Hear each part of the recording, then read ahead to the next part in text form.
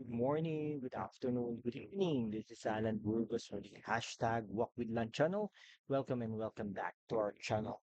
Guys, if you are not yet subscribed to our channel, gawin na natin po ito. No? Ito po ay perpektong panahon upang kayo po ay magmiyembro or mag-subscribe sa ating channel. Dumadami na po tayo. Tayo po ay 7,489 subscribers.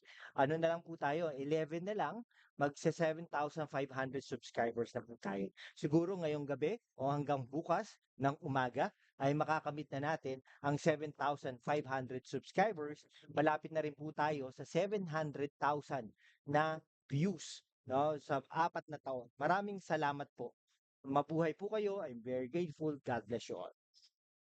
Okay, ang pag-usapan po natin today ay yung kay ano, no? Kay um kay Vice President Sara Duterte at saka kay First Lady Lisa Araneta Marcos. Okay? Ano na po, no? Pumagitna na ang Pangulong Bongbong Marcos sa hidwaan ng dalawang babae sa kanyang buhay, no? Ang kanyang asawa, First Lady Lisa Araneta Marcos, at ang kanyang kadantem, ang kanyang BFF na si Vice President Sara Zimmerman Duterte. Kung matatandaan po natin na nag-comment po si First Lady Lisa Araneta Marcos na bad shot si Lisa Araneta Marcos kay Vice President Sara Duterte. Bad shot ha, talagang inamin niya na ini-snap din niya si si Vice President Sara Zimmerman Duterte. No? Kaya nung in-interview, sabi po ni Pangulong Bongbong Marcos, no, doon sa isang babae niya na sa First Lady Lisa Araneta Marcos, ang kanyang asawa, ay ang kanyang kabiyak, ang kanyang butihing may bahay, ay talaga namang ah, ano po, no, sabi niya, napakaswerte daw niya, no, bilang asawa dahil pinagtatanggol daw po siya kung may makakarinig siya ng masasakit na salita. Pero sabi din niya, hindi po kasi ito politika. Ay hindi po siya politiko kasi si First Lady Lisa Araneta Marcos, dahil ayun, tinaplan po siya no. So sabi niya, wag maging sensitive sa mga patutsada. Anyhow, hindi naman po si Vice President Sara Duterte ang nagbitaw ng mga masasakit na salita laban kay Pangulong Bongbong Marcos.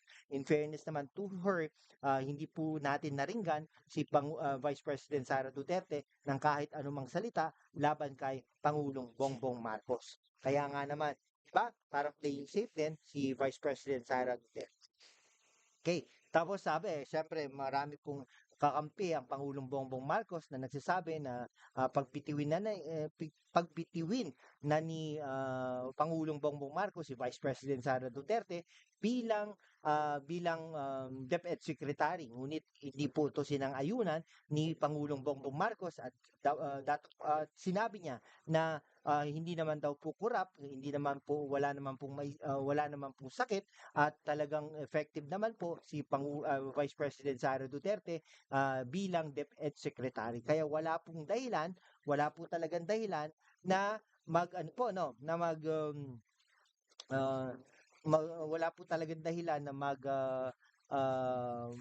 mag-ask no para pagbitiwin si Vice President Sara Duterte bilang kalihim ng Department of Education. No? Kayo ba yan? Pag tinanong po ba kayo, sang-ayon po ba kayo na pagbitiwin natin si Vice President Sara Duterte? No, siyempre, bilang Vice Presidente, no, malapit na yan. No, unless otherwise, hindi po manalo yan sa darating na eleksyon, ay pwedeng maging Pangulo ng Pilipinas yan. Kaya, ayan, pinag-iingat din yan. Kaya lang, nung una po ay akala ko po walang talo ito. No? Pero in the recent surveys, yung dalawang surveys na inano ng Okta at saka ng Pulse Asia, pumangalawa na lang po no si Vice President Sara Duterte. No, konti lang naman ang difference nila ni Raffy Tulfo, no. Akala nga po natin na hindi makakausad si Raffy Tulfo. Pero gano'n, no, ibig sabihin may panalo si Raffy Tulfo, may talo si Sara Duterte. Pero siyempre at the end of the day, matagal pa naman 'yan. Puwedeng may panalo si Raffy Tulfo, may talo din siya, may panalo si Sara Duterte, may talo din siya. Gano'n po ang sistema, kalakaran ng ating politika. Okay?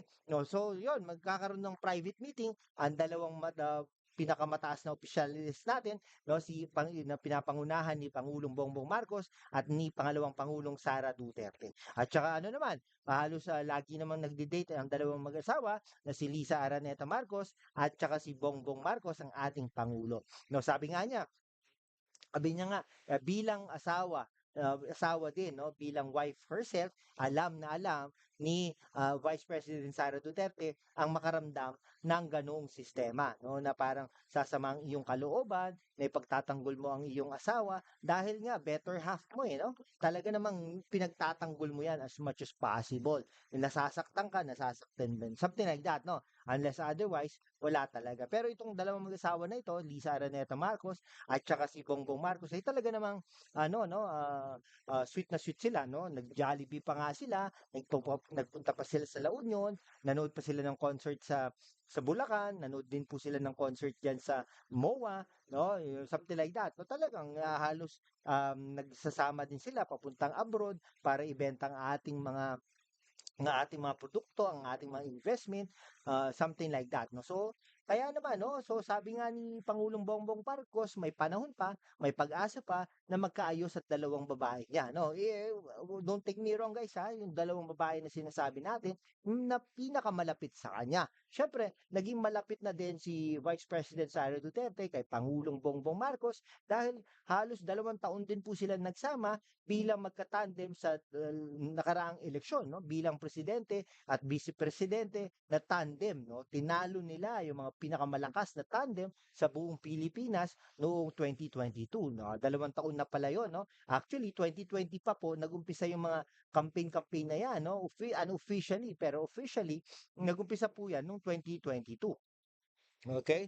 2022 nung ano yata yun yung January, February. February, March, April, mga February katapusan no? Doon po sila nag-umpisa. Kaya lang tuloy-tuloy po yan. Pumuposisyon na yan mga yan. Ang posible naman yung hindi pumuposisyon yan. Vice President Sara Duterte, Rafi Tulfo,